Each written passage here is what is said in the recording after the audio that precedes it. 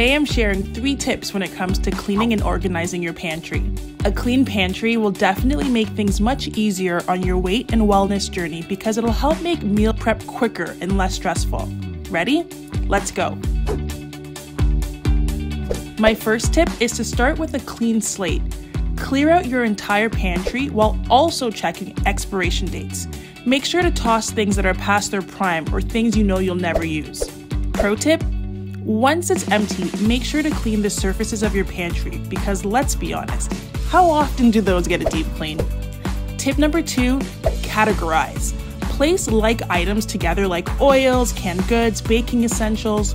Knowing exactly where in the pantry to find them will make your cooking or baking so much quicker. Pro tip here, place frequently used items at the front and on shelves that you can reach easily. And finally, my third biggest tip, use pantry organizers. I love using clear containers so I can see exactly what's inside. It's even better when you can find stackable ones. And my pro tip here is that you can purchase many different types of budget-friendly containers and baskets at your local dollar store, so go nuts. There you have it, team. I don't know about you, but I definitely feel more motivated and inspired to cook.